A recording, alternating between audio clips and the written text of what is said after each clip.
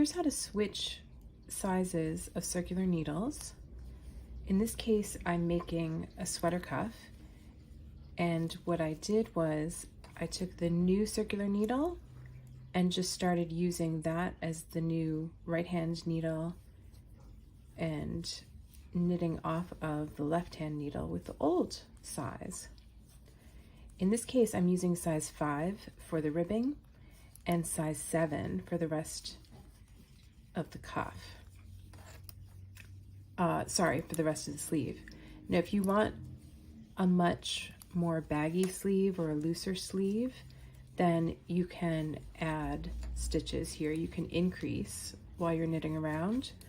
I'm going to have sort of a gradual, relatively fitted sleeve, so I'm only changing needle size and I'm working in stockinette moving forward, which will give this a nice, smooth, gradual transition.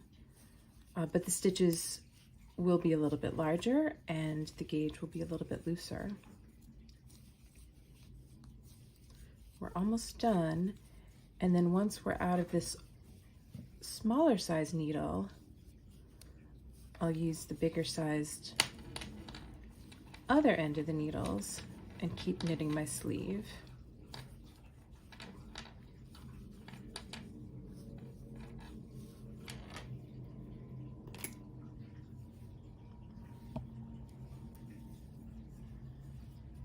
All right, and then I can keep knitting around here.